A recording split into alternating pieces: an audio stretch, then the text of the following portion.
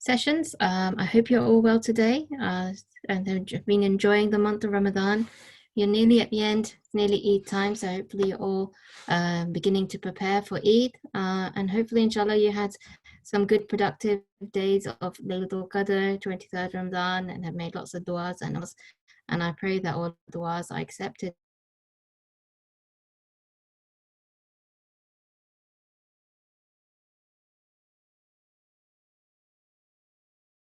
Activities or questions that I ask. When I ask a question, you can message me in the chat to tell me the answer, or you can raise your hand and then I will know that you want to say something. Okay, so if you raise your hand, I can ask you to speak. I'll mute your mic, or you can tell me something in the chat if you'd like to say something. All right, let's begin with our dua before we start our lesson. So inshallah, you can all join in from your houses as well. So if we all say it with me, Rabbi Zidni Ilma. And this means, my Lord, increase me in knowledge. All right, so we're going to start off with our akhlaq manners section. And we are going to talk today about wasting, our eating manners, and kindness to our parents, which is very, very important. And I'm sure you are all, inshallah, kind and caring to your parents. But we're going to talk about the reward for that today, inshallah. So let's just recap a little bit about from last week. Who remembers, can somebody remember something we talked about in our akhlaq manner section last week? We talked about some special things that we should say. Can anyone remember something that we should say? You can either put your hand up or type it in the chat so that I know that you want to share something. Hopefully you remember something from last week. No one's got their hand up? Okay, I'll give you a clue. Can you tell me, what do you say when you want something to happen and you want to leave it to Allah? What would we say if we are wanting Allah? We want something to happen, so maybe I'll say, I want to go to my friend's house, but obviously I want to leave it to Allah. So how do I say that? What would I say? Well done, Nida and Hussein. You both said inshallah. Yeah. Rabina, you've got your hand up, and Amal. So let me just hear. Rabina, what did you want to say? What were you going to tell me? Inshallah. Excellent. Well done. Good girl. Inshallah. So I hope you all were practicing that this week and you remembered to say inshallah. Well done, Fareen. You've written it as well. And Mariam. Amal, can I ask you, did you say inshallah this week? Yeah. Yes. Yeah, you did. Can you give me an example of when you said it? Sorry, I put you on the spots, but can you think of an example? When I wanted chocolate from my dad. Mm-hmm. And you said inshallah? Yeah, for iftari. Okay. And did you get it then? Yes. Yeah, you did. Okay, excellent. So your dad was kind and he brought you the chocolate and you said inshallah. So you said to Allah, if you would like me to have that chocolate, then inshallah I will have it. And hopefully maybe your dad wasn't able to go out to get it for you. You wouldn't have been angry and you would have understood as well. So excellent, that's good. So that was one of the words that we said. Can you remember something else we said? What other words should we be remembering when we are talking? Or did we not actually? We didn't do any other words. We talked about not being something. Not being something, so being good. Abia, you have your hand up. Selfish. Yeah, excellent. Well done. Thank you. Not being selfish. And can you tell me what it means to be selfish? Like only caring for yourself and not sharing with others. Yeah, excellent. Thank you. Thank you, Abia. Well done. And I have Abia and Hussein. Can you give me an example of when you may have not been selfish during this week? Let me unmute you. Yeah. When my brother and me, we only had one controller for the PS4 and I shared with my brother. So I didn't hear all of it. You only had one what? I only had one controller for the PS4 and I shared with my brother. Excellent. Wait, what were you playing? PlayStation or Xbox or? PlayStation. Okay, excellent. All right, so you shared the controller You weren't selfish with it. That's excellent. Well done. Thank you for that. Brilliant. So we had staying not to be selfish, and finally we had cleanliness. I'm sure you are all very clean, and you make sure you look after yourself and you stay clean always, because no one likes not to be clean. Okay, I'm sure you don't like to be clean either.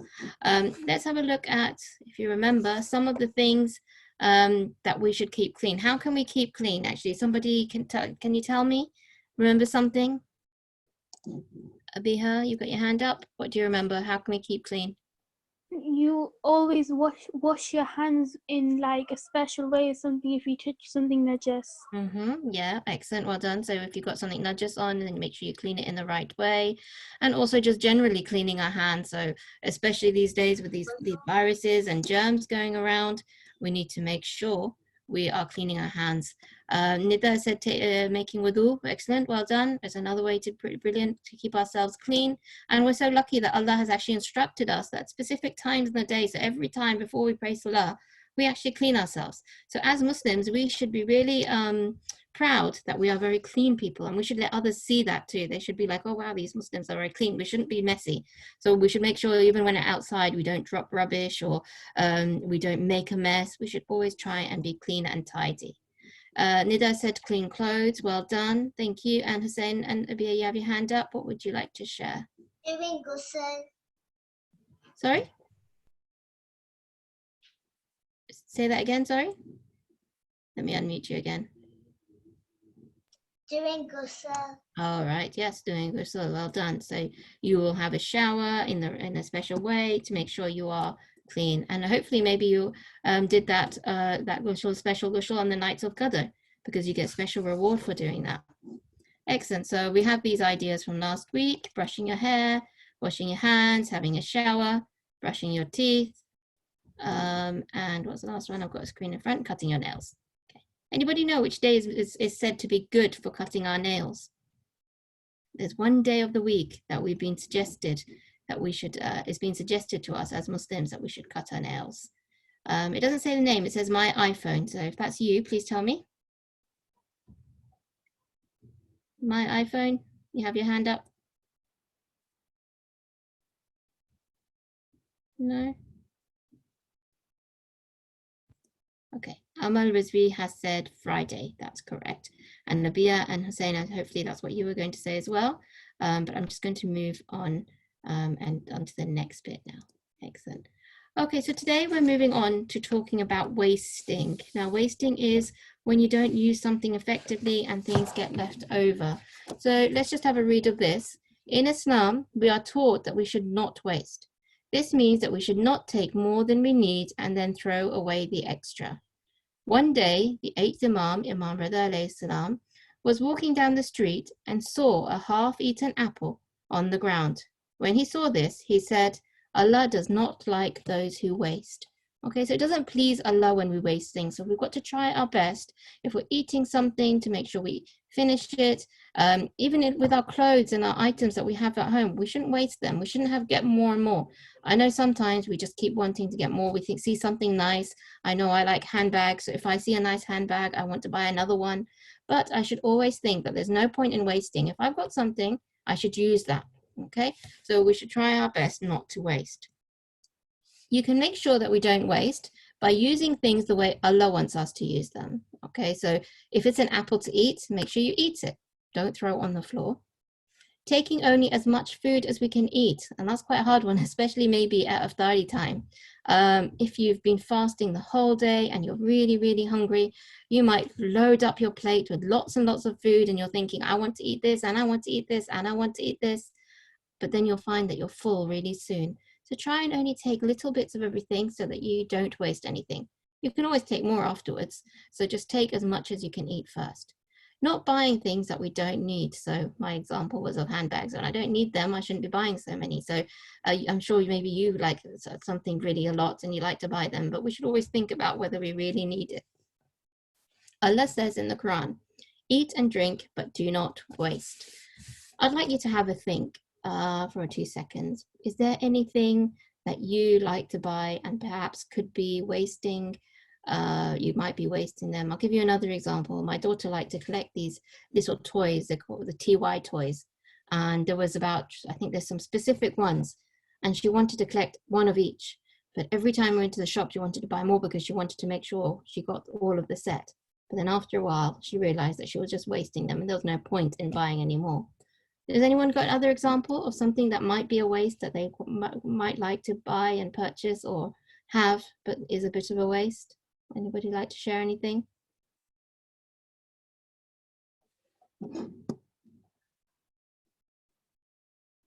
No?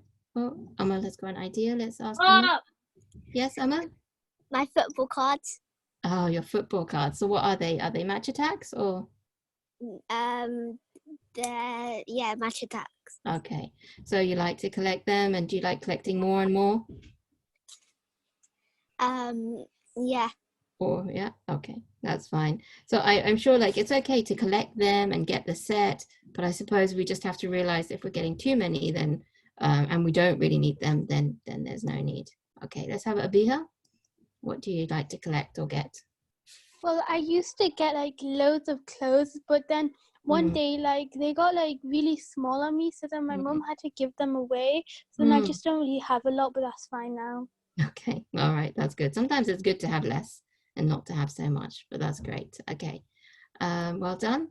And Sayeda, you want to share something? Let me unmute you. Yep, Sayeda Jaffri. Sometimes you could waste money like in-game purchases, like maybe V-Bucks or Robux. Yeah, and sometimes you're right, exactly. And sometimes it comes a bit addictive. You kind of like spend a little bit and then you want to spend even more and then you want to spend even more. But we have to remember, if it's a waste, then it's a waste. Yeah, so we should try and control it. But you know best, so you have a think about it and you know what you should do and what you shouldn't do, and you can ask your parents as well. Ali has something to share. Let's have Ali now. Ali, what did you want to say?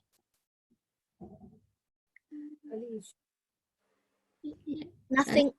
Nothing. Oh, I thought your hand was up. All right, I'll lower your hand, no problem.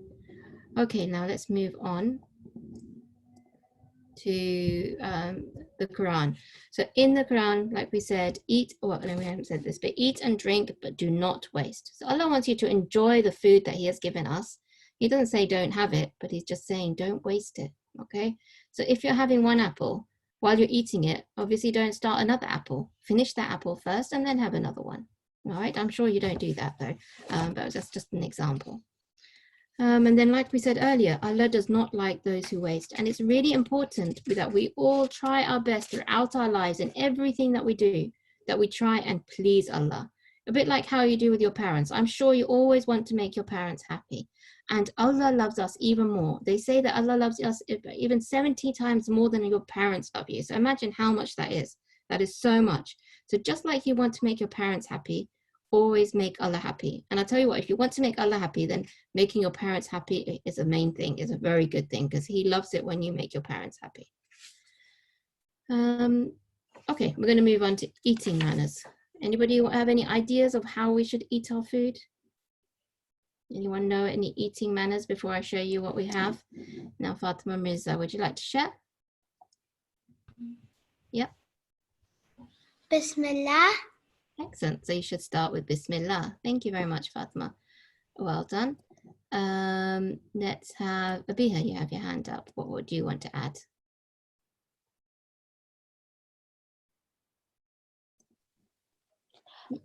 When let your parents eat first, like let your elders eat first and then eat after them. Okay, all right, yeah. Make sure you just have good manners, then waiting for the others to join you and to eat together or to let them eat first. Thank you very much. Ali, what would you like to say? Wash your hands. Very important, exactly. Wash our hands so that we can get rid of any germs on our hand, anything that's not clean, making sure it doesn't get into our mouths. Brilliant. And Sayeda, what would you like to add? Oops, sorry, I muted you by mistake. Okay, you could perhaps keep your mouth closed when you eat, so like you don't like disturb anyone. Yeah, yep. And I'm sure maybe sometimes if you've been with somebody who's making a lot of noise while they're eating, it's not very nice. So we have to have those good manners of eating. Thank you. Abia and Hussein, you have your hand up. What would you like to say? When you finish eating, say a shukr alhamdulillah. Yeah, excellent. So we start with Bismillah and we end with Shukr Alhamdulillah. Well done. And Alhamdulillah means to thank Allah. Very good. And Zaina, you have your hand up. What would you like to add? That when people actually want some kind of food and you just want to like take it, you should at least give them a chance to actually get something that they want and not what you want and just be greedy. Yeah, okay, very good. Very good. Exactly. Don't try and take for yourself before others have. And sometimes out of diet time, that can happen when you're at the dinner table. Maybe there's only a few samosas there, maybe. And if you really like samosas, you might try and grab a few, but make sure everyone's got one before you take one. That's a very good idea. Very good.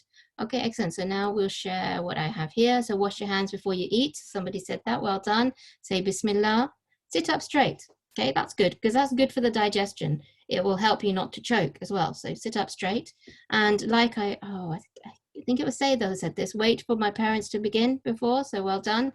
Chew your food properly. Don't swallow it. Don't rush it down. Don't gulp it down.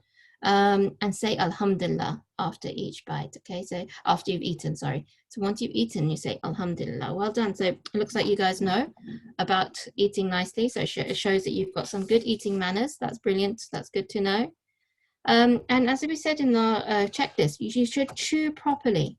Okay, and it's very important because if you don't chew, then what could happen if you don't chew your food? Can someone tell me? Abiha? Yeah. You could choke on the food by Yeah. accident. Yeah, exactly. You could choke on the food by accident, and choking is really, really bad. Rida said choking as well. Excellent, thank you, Rida. It's very, very bad. I mean, so much so that you can stop breathing, and can be so bad that you might even die. So it can be really serious.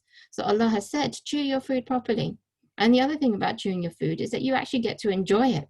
Because if you just swallow it down, you don't really enjoy what you're eating, and you actually might end up eating a bit too much, more than you should be eating. And the other thing about when you chew your food is that it doesn't digest properly. So it will just go through your body in one piece. It won't actually get to break down into your body. So it's not very good for you. Okay, it says my iPhone. Did you want to share something? Your hands up.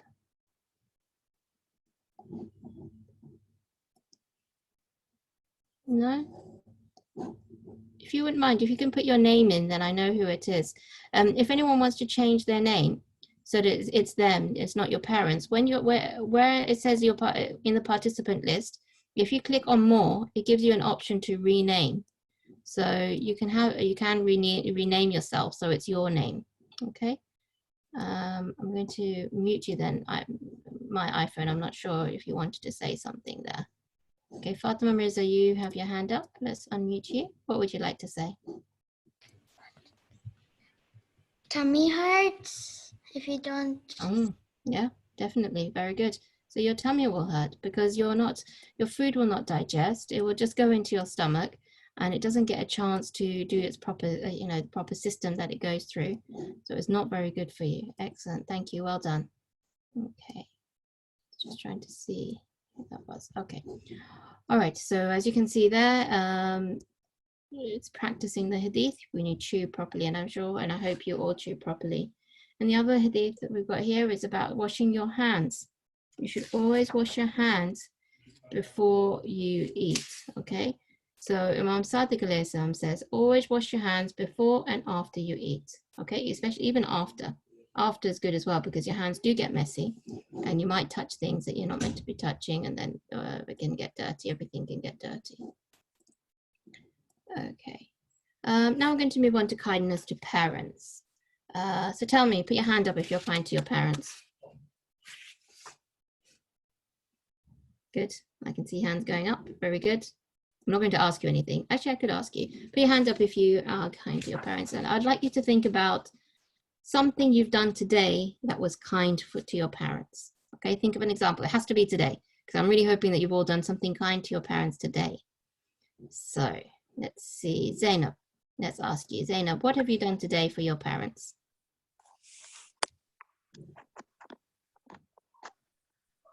I helped my mom count. I helped count the sector. You helped her? Yeah. With what? Sorry, I didn't hear the ending. Say it again. You helped her with?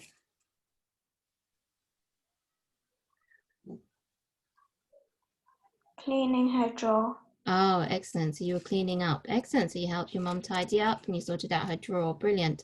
That's very good. Rafi, Ali, let's hear from you. Have I heard you? What did you do today for your parents? I hung the clothes on the line. Oh, excellent. So did you put the washing out or you put the line up for your mom or dad? I put the washing out. Oh, excellent. That's very good. Very helpful. Well done. So you would have got a lot of reward for that. And you know what? Doing these jobs during the month of Ramadan, you get even more, double, triple, 10 times more rewards. So that's very good. And hopefully you do it normally anyway. How about Zaina? Let's have you. Zaina, what did you do? I helped my mum out with the chores, and I help her out look after my younger sister. Oh, excellent. That's very good.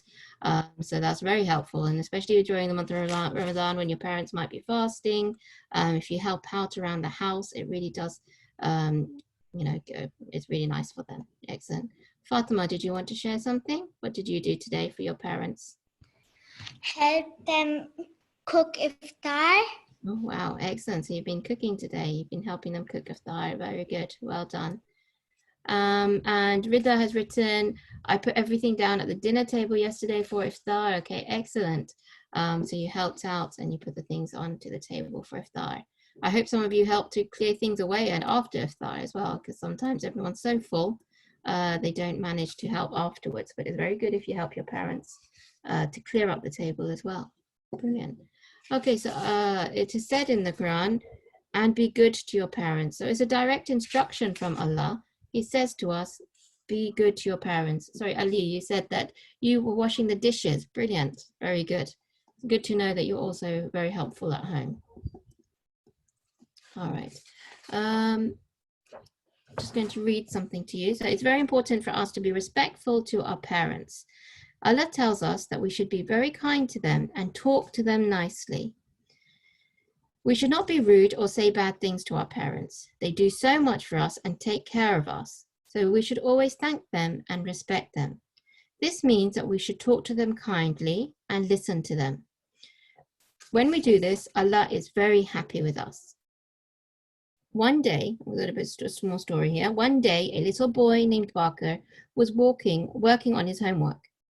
He became really hungry and wanted a snack. So he went to the kitchen and opened the cabinet. He saw a new box of his favorite cookies on the top shelf, but they were too high to reach. Even when he stood on a chair, he couldn't get them down. He wanted to ask his mom to get them down for him, but she was sleeping. Even though he really wanted the cookies, he didn't disturb his mom or wake her up in order to make Allah happy. When Barker's mom woke up from her nap, she saw Barker working on his homework quietly. She said, "MashaAllah, Barker, you were so quiet. I had such a great nap. To reward you, I'm going to take you out to your favorite ice cream store." Barker was respectful towards his mom, so he was rewarded for his good behavior. Okay, so that's a really good thing to remember, that if you are good and respect your parents and are patient, then you get rewarded with even more. Okay, so he wanted the cookies, but because he didn't disturb his mother and he thought about her and he wanted to do good for her, he was rewarded with some ice cream. Okay, so that's very good. So we should all try and do these sorts of things. I know it's hard sometimes, and sometimes you really, really want something, so you might disturb your parents. They might be in the middle of something, maybe on a call or trying to do some work, but you really want something. But if you can try and be patient and wait, then you'll get, maybe inshallah you get even more. Okay, you get, first of all, you get reward from Allah. It's not just about the physical things, but you get reward from Allah, and Allah will reward you in even better ways. Okay, one important thing it mentioned here was that we shouldn't be rude or say bad things to our parents. Now, this is very, very important. Unfortunately, there are some children who can be quite rude to their parents, and I'm sure none of you here are rude to your parents, but it's always really important to remember. Allah tells us that we shouldn't even say oof to our parents. So what he means by that is that we shouldn't like sigh at them. We should listen to them. Even if we don't always agree with what they're saying, we should respect them and we should listen to them. And that's when you're small and even when you're big. So when you're old like me, or when you're even when you're older, you should still listen to your parents and you should always respect them. Okay? If they say something you don't like very much, you just have to listen to it. They're your parents and you know they love you. So everything they'll say to you is because they love you. So if they tell you not to play your game anymore and you get a little bit annoyed because you want to finish your game and you know it's not fair that you can't finish your game, they're probably saying it to you because it's better for you. Maybe you've been playing it for too long, or maybe you need to be doing something else. But always remember that you should listen to your parents and be respectful to them. And definitely no rude words to them. So always talk to them politely. You shouldn't ever be rude to anybody anyway, but you should make sure you talk to them politely. All right. Okay, excellent. So that was our akhlaq section. Now we're going to talk about the Prophet's family. We're just going to do a quick revision of last week's session about the Prophet's family. Can you remember and tell me who is in the Prophet's family? Who are we talking about when we talk about the Prophet's family? So it's Prophet Muhammad, peace be upon him. Who's in his family? Okay, Ali. Yep. The Ahlul Bayt. The Ahlul Bayt, excellent. Can you tell me some names from the Ahlul Bayt then? Imam Ali, Imam Hassan, Imam Hussein, Imam Zain al-Abidin, Bibi Fatima. Okay, all right. Yeah, just one day you said Imam Zain al-Abidin. He doesn't come just into the five, but he is in the Masumin, that's correct. So yeah, well done, very good. I think you missed out Imam Hassan. So it's the Prophet, then Bibi Fatima, Islam, and then you have Imam Ali, the first Imam, then you have Imam Hassan, the second Imam, and Imam Hussein, the third Imam. So they're like we call them the Bunjad and Bash, the five, yeah? Then after that, you get the rest of the Imams. So they are called, altogether, they are called the 14 Masumin. Well done, Zaina, she told me that. And well done, Maryam, you've got that there was Fatima, Bibi Fatima alayhi salam. And Daniel has mentioned that they are the Ahlul Bayt. Okay, good, the family of the Prophet. So, Sarah Ali, you have your hand up. What would you like to say? Yes, Sarah? I just wanted to name some of the Imams. It's okay. Yeah, please do that. Please go ahead. Imam Zain al-Abidin, Imam Sajid, Imam Mahdi, Mm-hmm. Imam Ali Bakr. Yeah.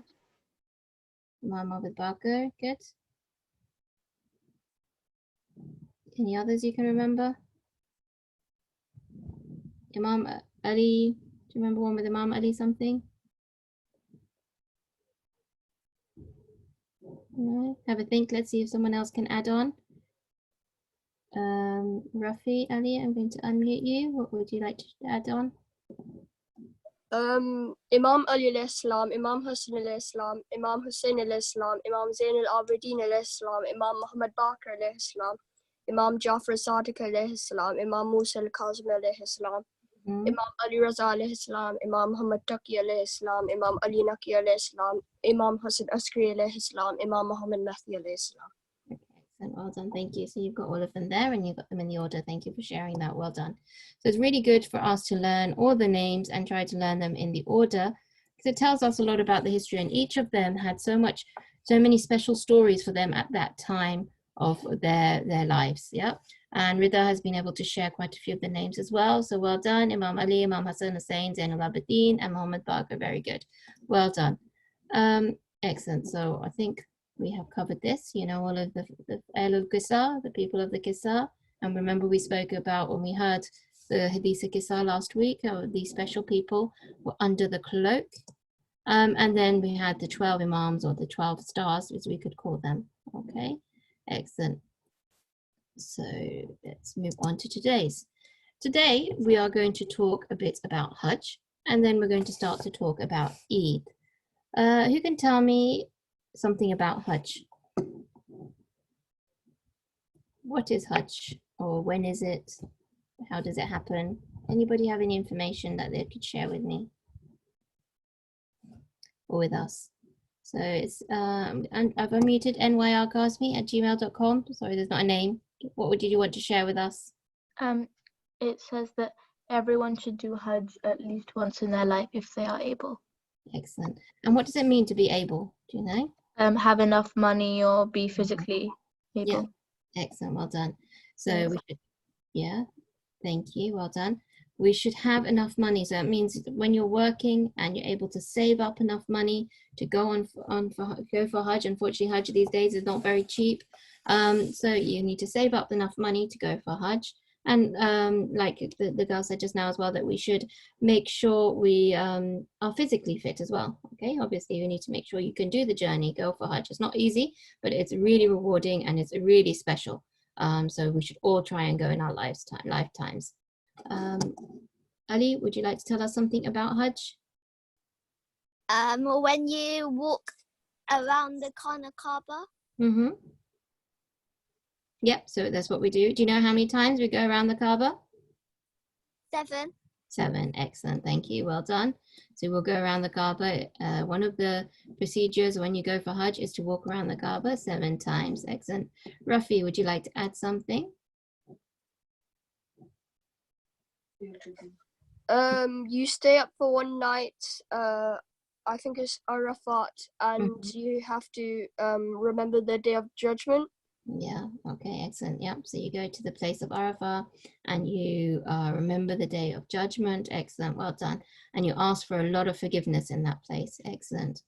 Fatima Mirza, what would you like to say?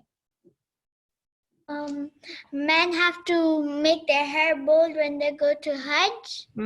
Yeah, that's right. So if you know anyone who's gone for Hajj, they would come back bald, because the idea is that you come back new and fresh, and you are like a newborn baby. Yeah, okay, excellent. And Rafi, did you have something else to add, or your hand up from before? From before. Okay, all right, thank you. I will lower your hand then. And NYR Kazmi, would have your hand up. Would you like to add something about Hajj?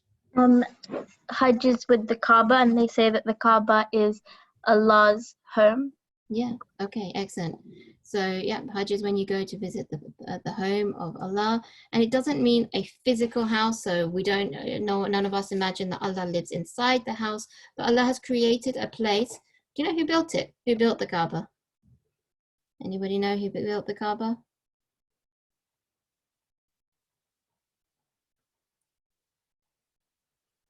Rafi, let's see. Yeah. Is it Prophet Ibrahim? Yes, that's correct. Well done. And Mariam Patul has said that in the chat as well. So well done. It is Prophet Ibrahim. Okay. Very good. And well done, Zainab. So it was built as a special place. And at that time it was built, it wasn't the place that we all, turn to read our salah. Because everybody, when we read our prayers, when we read namaz, we all face the Qibla. And the Qibla means that we're facing in the direction of the Kaaba. And if you think about that, that's just so amazing that anywhere, wherever you are in the world, we all face the same place in order to pray our salah, to pray our namaz. And if you might have seen on the planes, when you go on a plane, if it's like Emirates or something, they normally have the Kaaba there, and you can see as you're in the sky the direction of where the Kaaba is. It's just so amazing that everybody turns. It's a bit like a magnet. All the Muslims turn and face this way, and we're all attracted towards it. And Daniel's got his hand up. What would you like to add, Daniel? The Kaaba is in the middle of the earth. Oh, okay. So it's in the middle of the earth. Okay, very good. Thank you for sharing that. And Sarah Ali? We used to pray not towards the Kaaba. We used to pray towards somewhere else. That's right. In Jerusalem, I'm not sure. Yeah, that's right. Okay, excellent. Well done. I think it was Masjid al-Aqsa. We used to pray towards another place. Then one special day, it was revealed to the Prophet that no, from now on, we would like all Muslims to guided us and said to pray towards the Kaaba. Okay. Daniel has his hand up. What would you like to add? There was a black stone in the Kaaba which came from space. Okay. Okay, from Jannat, I think. From Jannah, from paradise. Yeah, excellent. There is a special stone there. And Mariam Patul has also said Masjid al-Aqsa, so well done. So you know that the Qibla changed from Masjid al-Aqsa to the Kaaba. Very good. Okay, so some of you, inshallah, have been there. And if not, then inshallah, you'll get to go there soon with your families. And at the moment, no one can go there. I don't think there are anyone's allowed to visit it right now with the lockdown, but inshallah, it will open up soon and we'll get to go there as well again. It's nice to go as many times as you can. Sarah, would you like to say something? Yes, there's actually several programs you can go on, and you can get like a live feed of Hajj. Yeah. If you can't be there, actually, you can like watch. That's a really good idea, and thank you for sharing that with us. So yes, you're right, there's so many live feeds, and you can go on and see exactly what's happening at the moment. And it's quite amazing if you see it these days, because it's so empty, and normally every time you see it, it's full of people. So obviously people aren't allowed to go there at the moment, aren't traveling there, so it is quite empty. But mashallah, it's a beautiful thing to sit and watch. So when you have time in these days, you should just have a look and watch the Kaaba. Look at it, it's amazing. Thank you for sharing that, Sarah. Okay, so yeah, Hajj is when you go to Makkah, and you also go to Medina. Okay, you go to two places. Medina is ready to go to the Prophet's masjid, where you will go and say salams to the Prophet. But obviously the Hajj and the actual steps of Hajj are done in Makkah, yeah, in Saudi Arabia. So let's just look at a bit of the history of the Kaaba. Allah ordered Prophet Ibrahim alayhi salam to build the Kaaba in Makkah. We face the direction of the Kaaba every day to offer salah. Every year, many people perform Hajj and visit the Kaaba. They go around the Kaaba 7 times. Inshallah, we'll all go for Hajj soon. Okay, so, and then there's a picture. This is in your book. There's a picture of the Kaaba. If you have the book, there's a website in there as well. It's a YouTube video about how you can perform Hajj, and also about the history of Makkah. So it's quite interesting. So if you've got the book, you can have a look at those websites. All right, so very special place, and lots of people. Does anyone know how many people go for Hajj every year? It's getting more and more every year because there's more and more Muslims, but any idea? Rafi, did you want to share? I just wanted to ask a question of why the Kaaba is in Saudi Europe. Yeah, why is it in Saudi Arabia? Yeah. That's an interesting question.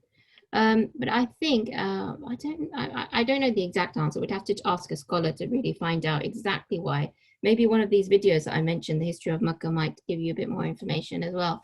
But I would say, and I would think that if you think about it, that's where the Prophet Muhammad, peace be upon him, was. He lived in Saudi Arabia. He was in Medina and Mecca, and a lot of the surahs that are in the Quran were revealed in the city of Mecca. So it feels like it's a very special place to be, even though the Prophet Ibrahim put it there many years before Prophet Muhammad. But maybe there was some, thinking behind this of Allah. Obviously, there was some planning behind this of Allah, and He decided to put that there. Yeah. But there's a very good question. Maybe I'll try and find out if there's a better reason than what I've told you, inshallah. Okay. Thank you for the question. Rida has said 1,000 to 1 million people. Yeah, millions and millions of people go.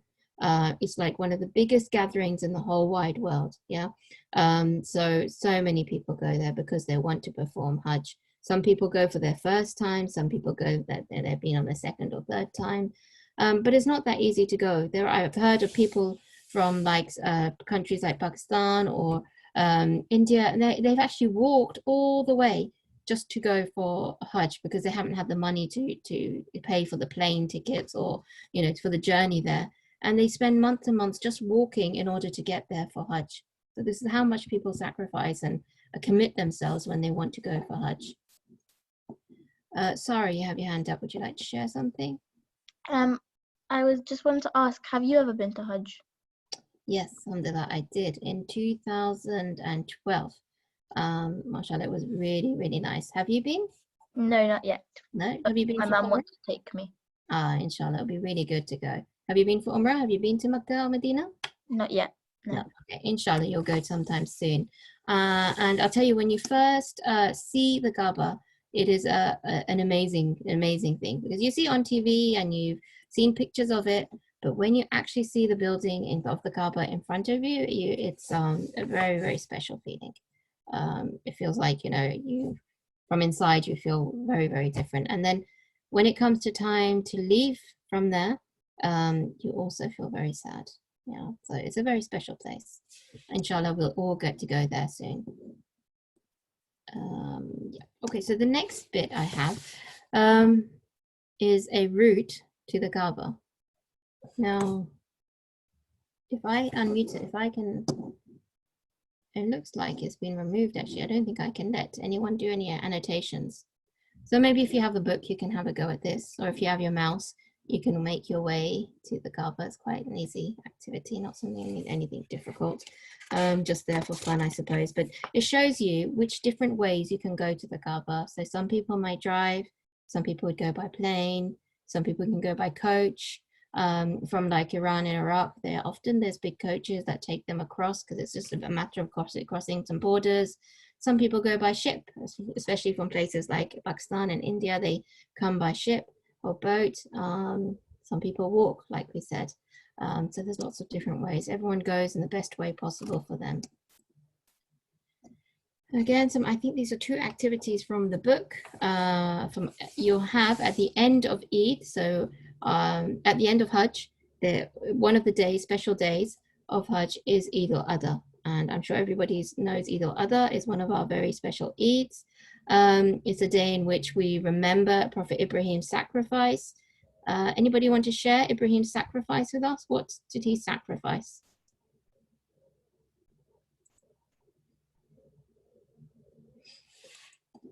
Let's have, if you haven't put your hand up today and you'd like to share, then please put your hand up. If you don't know how to put your hand up, then type it in the box so I can tell you. Let's have Danielle, you want to share with us?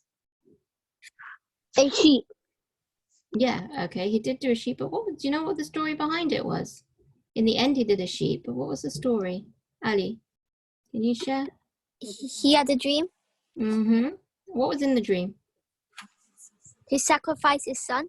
Yeah, okay, well done. So in his dream, he was told to sacrifice his son. So can you imagine that? If someone was to tell you in your dream to go and kill somebody who is very dear to you, what would you feel? How would you feel? I'm sure we would all wonder, you know, how can we do that? That's not possible. Well done, Zainab, you've written down that he had a vision to sacrifice his son. And he didn't question it, yeah? He listened to what Allah said. He said, no, Allah wanted this. He was sad about it. Obviously, he's not happy that he's going to do this, but he thinks, okay, this is what Allah wants. So I'm going to obey Allah and I'm going to do what he has asked me to do, okay? Then what happened? So, Abiha, we haven't had you. Would you like to tell us what happened then? So then Prophet Ibrahim al-Islam, he told his son, so then his son agreed to do it because they both obey Allah and they both listen to him. So then they both closed his eyes, and then when he was about to kill his son, then instead of his son being there was a sheep.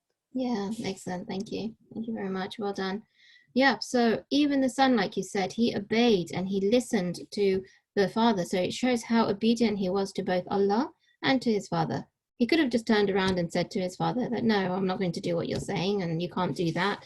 And he might go in and say, you know, that's not fair and, you know, that's not right. You can't do that to me. But no, he wasn't like that. He was a very special son and he agreed to what his father said and followed what Allah's command was. And alhamdulillah, obviously Allah saved his son.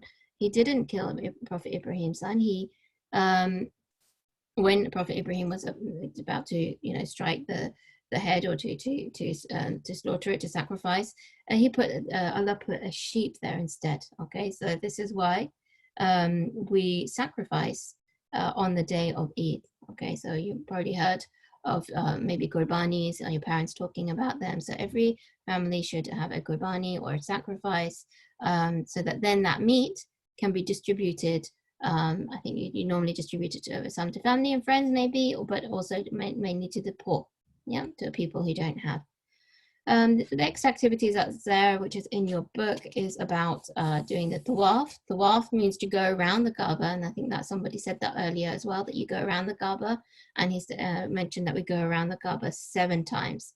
Now 7 is a special number during Hajj, because you go around the Kaaba 7 times, and you also go between 2 mountains 7 times.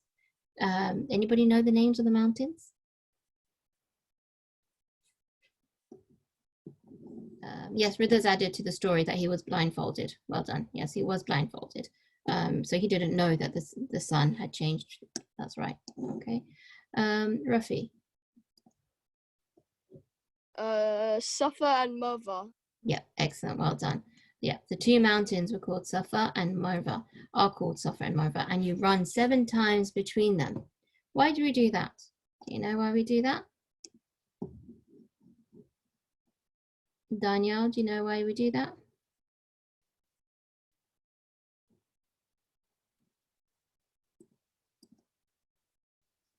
Right, let me unmute you for some reason.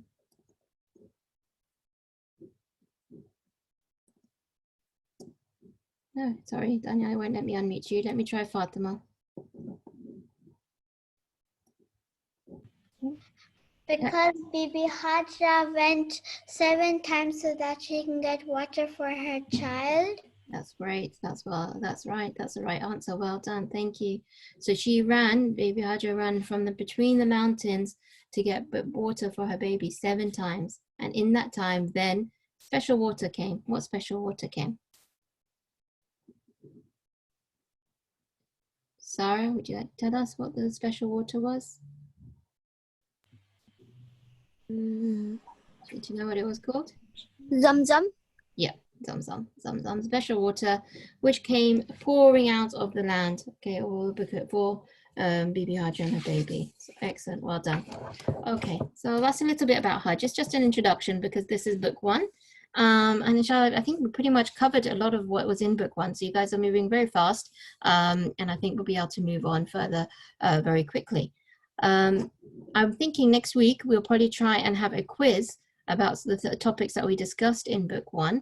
Have you all done Kahoot before? I'm not sure if any of you have used Kahoot in like school maybe, or some activities. Yes, Rida said yes. Okay, so Kahoot is like a computer, it's like a website, or you may have downloaded it onto your mobiles or iPad or any of the tablets that you have. I'll set up a quiz on that, and then when we come on next week, I'll tell you how to log into it, and we'll just have a code, and then we're going to try and quiz you, or just find out how much you remember about the things that we have discussed in book 1, inshallah. So remember that for next week. Right, okay.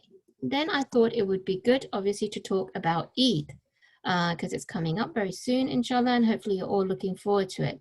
Now this year Eid will be a little bit different because of the lockdown, because we're in our houses, in our homes, but hopefully you'll still get to spend your Eid with your family, which is the main thing, and also maybe you'll be able to see some family and friends on Zoom or virtually somehow, or talk to them on the phone, inshallah. Hopefully things will get back to normal soon, and we'll be able to then have some good celebrations. Let's just talk about Eid a little bit, and I just want to share some information with you. So we associate the coming of Eid to giving especially to those who are less fortunate than us. During the months of Ramadan, we become familiar with the experience of the needy and poor who stay hungry, not out of choice, but because of the lack of food. So we are staying hungry, and because we're fasting, but the poor people don't have enough food, and that's why they are often hungry.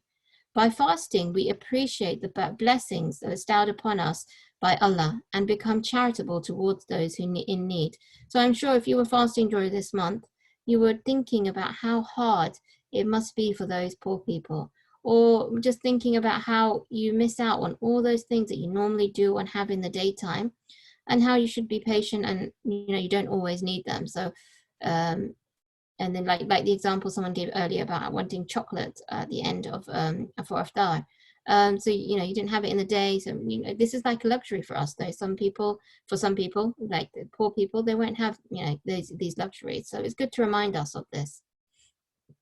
This fasting reinforce this in our minds. So Allah has made a wajib charity of Zakatul Fitr at the end of the month of Ramadan.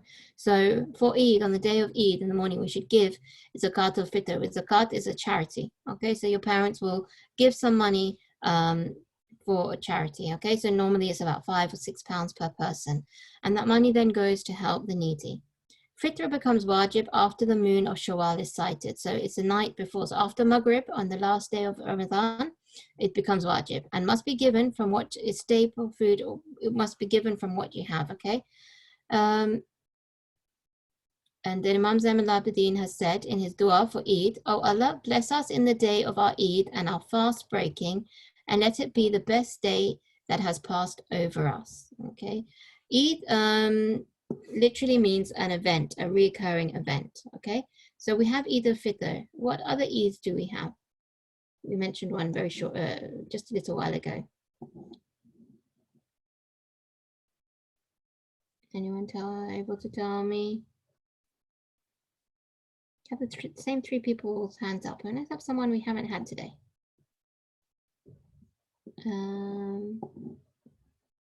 Nida, you've been typing. Marin Batul, can you tell us what other Eids do we have? Eid al-Adha and Eid al-Fitr. Yep, okay, excellent. Eid al-Adha and Eid al-Fitr, well done. These are the two main Eids we have. But then also, as Shias, we have some other Eids. So we have Eid al-Gadir, and we celebrate that as well, okay? But we will go into the Eids another time. But yes, Eid al-Fitr, and we talked about Eid al-Adha, which comes at the end of Hajj. So we remember that Eid. Fatima Mirza, would you like to say something? Eid al-Mubahir. Yeah, Eid al-Mubaila, well done. And that was a story about when the Prophet took him and his family and talked about Islam. But again, we'll go into those a bit later in another session. Ali, would you like to share something? Eid al-Zahra. Okay, yes, Eid al-Zahra. So Eid al-Zahra we celebrate after the month of Muharram and then Safar. And it's a day that we then we finish our morning period of majalises for the imams and his family, and we celebrate it as a good day. Yeah, excellent. And Sarah, would you like to add something? I actually had two questions. Mm-hmm. One was about you were talking about Hajj, like time of Hajj. Yeah. Do you have to do Hajj in a specific time, or can you just do it whenever? So do you mean time as in around the calendar and days of the year? Yeah, that's what I meant. Yeah. So it goes by the Islamic calendar. So just like now we have Ramadan in this time, Hajj is a specific time. So Hajj is during the month of Dhul Hajj. Yeah, Dhul Hijjah. So that comes just before Muharram. So it's a month before Muharram. And our Islamic calendar is based around the phases of the moon. So it's when the new moon comes. So it changes every year. So I think this year, Eid al-Adha and the Hajj period will come in the summer holidays probably, or maybe just before. So it comes at different times of the year.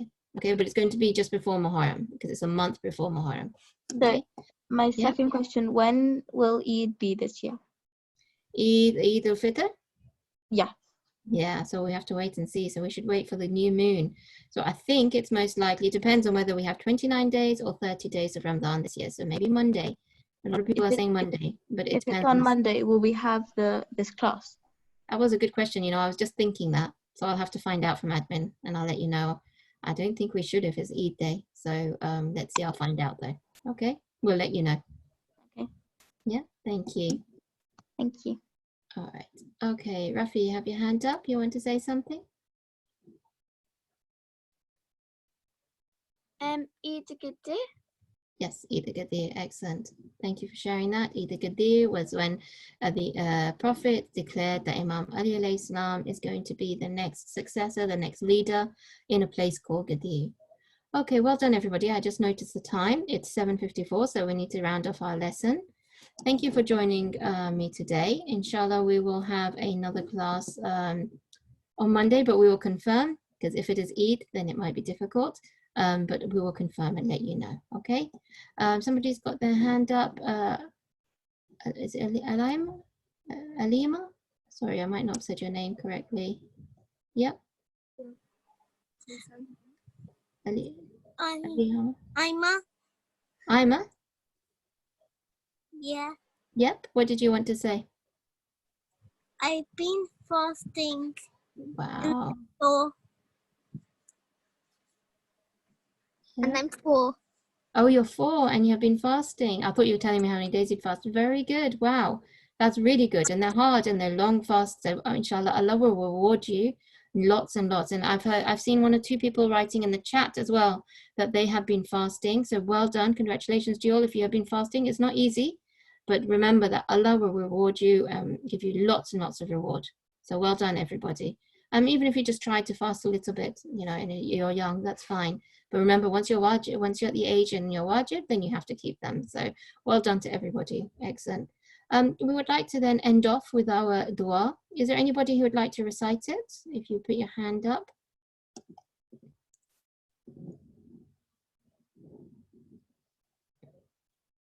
Actually, what I'd like to do is I'm going to unmute everybody. And this might go terribly wrong, but ideally, when I unmute you, if you all recite the dua, it'd be really nice to hear all of your voices. Unfortunately, I can't see you all, but it'd be nice if I can hear your voices. So if we all recite the dua together. So I'm going to unmute everybody. Okay. All right. Bismillahirrahmanirrahim. Okay, if you know the dua, please recite it. Allahumma. Yep. Well done. الحسن صلواتك عليه وعلى هذه الساعة وفي كل كل ساعة ساعة وحافظ وقائد وناصر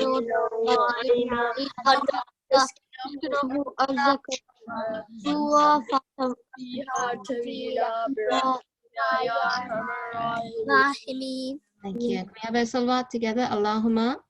اللهم صل على محمد Muhammad. Excellent. Thank you very much. It's nice to hear you all.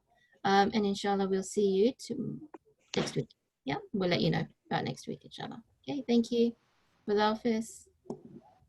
Hafiz. Take care. I just want to ask something. Yes, sure. You said a little while ago you were going to find out why if you get licked by a dog, you have to be. Yeah, so I did ask one person. I did ask one, but the answer that came back was that sometimes things are just told to us. But I think I need to find out from somebody else. So I mean, sometimes things are just told to us, and we don't at the time know the reason, and we just have to sort of go with it. We have to understand it.